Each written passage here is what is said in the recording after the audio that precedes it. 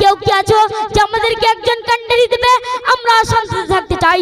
ঠিক এখানে মুহূর্তে শান্তির স্বাগত অশান্তির চূড়ান্ত পতন ঘটিয়ে এই ধারা আগমন করেন বিশ্ব মানবতার অগ্রদূত রাসূল আরবি সাল্লাল্লাহু আলাইহি ওয়াসাল্লাম।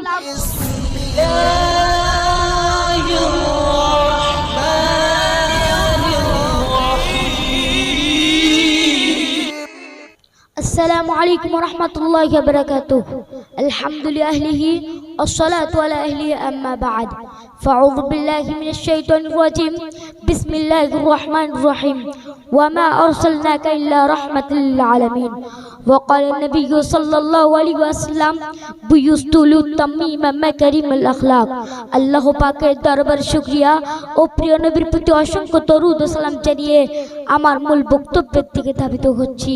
সারা বাংলা তথা সমগ্র ভারতবর্ষের মানুষের আধ্যাত্মিক রাহবার মুজাহিদ মিল্লাত মুফতি আব্দুল মাতিন শেখ হুজুরের স্বপ্নের তরঙ্গ অনুষ্ঠান কর্তৃক আয়োজিত আজকের এই বর্ণাঢ্য মজলিসের সুদক্ষ পরিচালক ও ন্যায় নিষ্ঠার কলমখাতে বিদগ্ধ বিচারক মণ্ডলী ও আমার সামনে থাকা সবুজ বাংলার বিভিন্ন প্রান্ত থেকে আগত ইলম পিপাসু ছাত্র ভাইরা ও আমার প্রাণপ্রিয় শ্রোতা ও বন্ধুগণ, সকলকে জানাই আমার আন্তরিক সালাম ও মুবারকবাদ।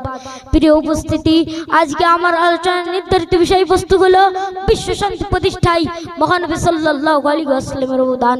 সময়ের সংক্ষিপ্ত পরিসরে উক্ত বিষয়ের উপর কিঞ্চিত আলোকপাত করার প্রয়াস চালাবো ইনশাআল্লাহ।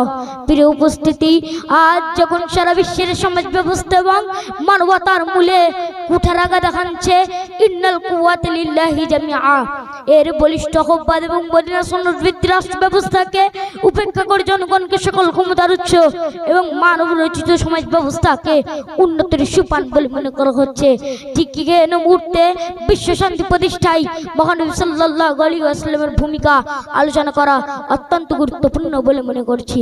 প্রিয় উপস্থিতি, এই পৃথিবীতে বহু রাষ্ট্র পরিচালক হয়েছেন, কিন্তু মহানবী সাল্লাল্লাহু আলাইহি ওয়াসাল্লাম বিশ্ববাসীকে যে মডেল রাষ্ট্র উপহার দিয়েছিলেন তা পৃথিবীর ইতিহাসে বিরল। কেননা তিনি এমন এক বিভীষিকাময় পরিস্থিতিতে আগমন করেছিলেন যখনকার মানুষের মধ্যে মানবতার সভ্যতার লেশমাত্র ছিল না। মানব জাতি গগন দিতে আওয়াজ চিৎকার করে বলছিল, কেউ কি আছো যে আমাদেরকে একজন রাহবার দেবে? আমরা বাঁচতে চাই। কেউ কি আছো যে আমাদেরকে একজন ক্যান্ডারি দেবে? আমরা শান্তিতে থাকতে চাই। ঠিক এখানে মুহূর্তে শান্তির স্বাগত অশান্তির চূড়ান্ত পতন ঘটিয়ে এই ধারা আগমন করেন বিশ্ব মানবতার অগ্রদূত রাসূল আরবি সাল্লাল্লাহু আলাইহি ওয়াসাল্লাম এবং প্রতিষ্ঠা করেন তন্নিন্দন আরবের শান্তি রাষ্ট্র ব্যবস্থা।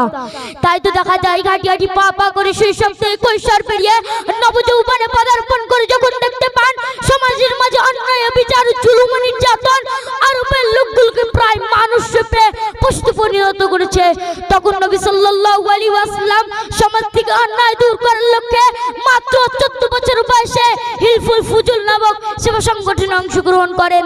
তারই ধারাবাহিকতায় নবী সাল্লাল্লাহু আলাইহি ওয়াসাল্লাম 40 বছর বয়সে নবুয়ত লাভের পর সমাজ থেকে অন্যায় বিচার নির্মূল করার লক্ষ্যে পরস্পর ঐক্যবদ্ধ থাকার উদ্দেশ্যে সোচ্চার কণ্ঠে ঘোষণা করেন, ইয়া আইয়ুহান নাস কুলু লা ইলাহা ইল্লাল্লাহু দুউন।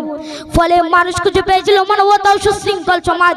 সমাজ থেকে শ্রেণী বৈষম্য নির্মূল করার লক্ষ্যে নবী সাল্লাল্লাহু আলাইহি ওয়াসাল্লাম ঘোষণা করেন ইন্নামাল মুমিনুনা ইখওয়া, আরো ঘোষণা করেন আল মুসলিমু আখুল মুসলিম। ফলে মানুষের মধ্যে এমন ভ্রাতৃত্ব স্থাপন হয়েছিল যা পৃথিবীর ইতিহাসে বিরল।